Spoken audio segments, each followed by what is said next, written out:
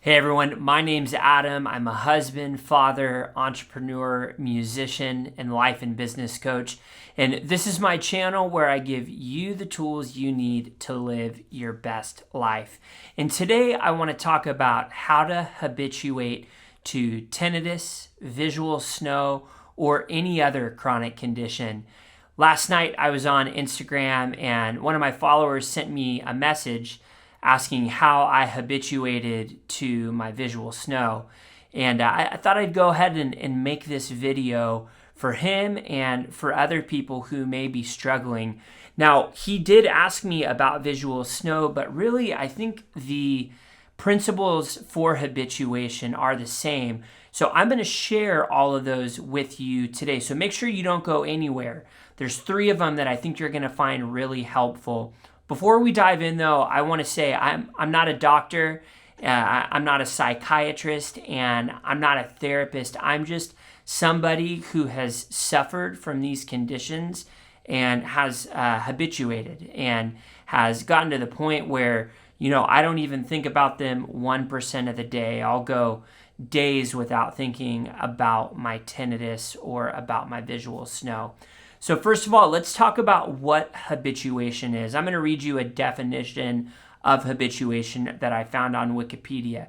It says habituation is a form of non-associative learning in which an innate response to a stimulus decreases after repeated or prolonged presentations of that stimulus.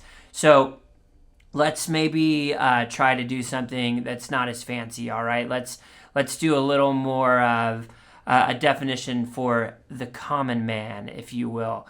So I think what habituation is when you get so used to something that you don't notice it anymore. In fact, while I was recording this video, normally I unplug my fridge. I forgot to do it this time, but I heard my fridge kick on.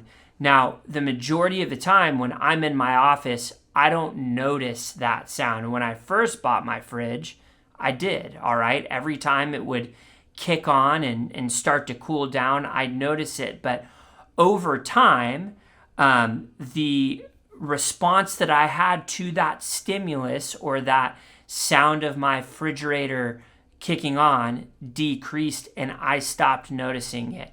That's a great example of what habituation is. And I think for people who suffer from tinnitus or visual snow or other chronic conditions that there's not really a cure for yet, habituation is our best hope. Now, I want to say one other thing before we dive in is a lot of times when I make videos like this, I get people saying things like, oh, his response or his tinnitus must not be that bad.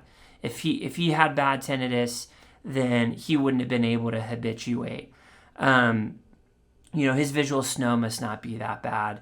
If he wouldn't be able to habituate if he had visual snow like mine. And because I have this visual snow, I'm never going to get better. I think sometimes when we talk about getting better and we have anxiety that we won't, we let fear kick in and we kind of talk ourselves into the perceived fact that we're never going to feel better because we're scared that we're going to try something and it's not going to work.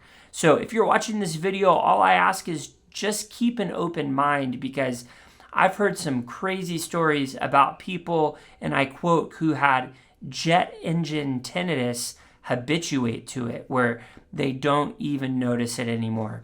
So how do you habituate? The first step in habituation is you have to stop researching your condition, okay? So stop feeding yourself information that makes you scared of your condition. Most likely you've already done enough research, okay? What you need to do is, if you have a physical condition that's causing you concern, like tinnitus or visual snow, you need to go to your doctor, okay? You need to get checked out, and you might need to get some tests done so that they can rule out anything that is nefarious. All right, and then when your doctor says you're good to go, you need to stop researching. All right, what researching does is it feeds your fear of your condition, and it trains your brain to think that it's something you need to be scared of. I think anyone who develops tinnitus or visual snow, I shouldn't say anyone, but I think most people who develop those conditions go down this nasty rabbit hole of Googling compulsively or spending time in forums and posting and searching and asking questions and trying to get someone to relieve us of our anxiety, all right?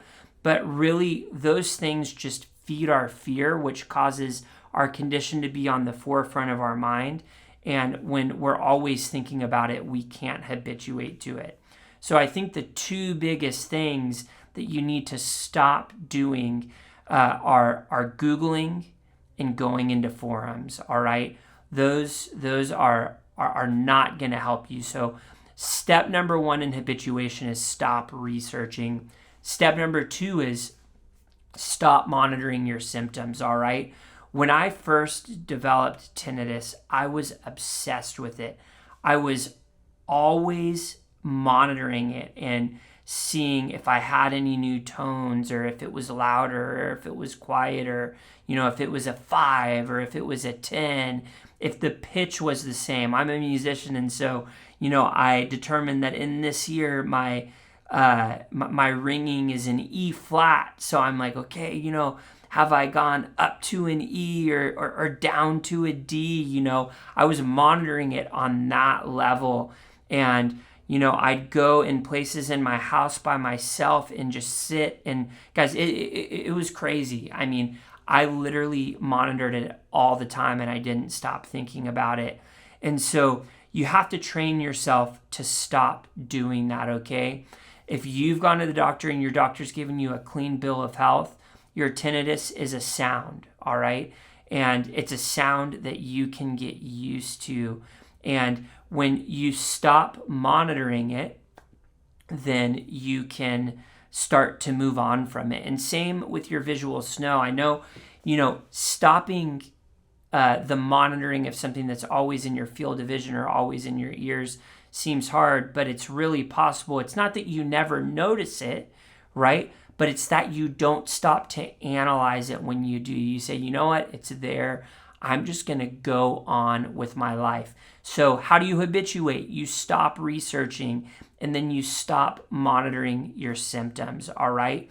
And then the third thing that will enable you to habituate is practice sitting with your symptoms and not responding to them, all right? For my tinnitus, one of the biggest game changers was reading the book Rewiring Tinnitus by Glenn Schweitzer. And in that book, he talks about this method of using your tinnitus as almost like, like an ohm, or a sound that allows you to be grounded in the present moment. So for those of you who meditate, that there's a focus on the breath, right? Our breath, when I meditate, I breathe in and I breathe out. And part of what helps me stay present is feeling the cold air come in my nose and feeling the warm air come out of my mouth. That keeps me grounded in the moment. We can use our tinnitus to keep us grounded too, all right? We can listen to that. And when our attention wanders, we bring it back to our tinnitus. Now, when I first started doing that, that was very hard, okay? It wasn't easy. I hated my tinnitus, and my tinnitus scared me, and it caused me anxiety. But slowly and surely, I started to get more used to it as I sat with it, until I could be in a quiet room and not even notice my tinnitus. I have these earphones that I use when I play the drums. They're like the kind you use when you go to the shooting range. And I got to the point where I would put those on and just like listen to my tinnitus. And I wouldn't feel a need to respond negatively to it. It's like, oh, my ears are ringing. No big deal. All right. So it is possible to habituate. I believe it's possible to habituate even if you have crazy, loud, intrusive tinnitus. All right. You want to be careful when you do these things because you don't want to do more than you can handle. Take it slowly. And, maybe you need to get plugged in with a therapist or something while you're going about doing these things, because dealing with them and confronting these sensations that our body makes, it can be really troublesome, all right?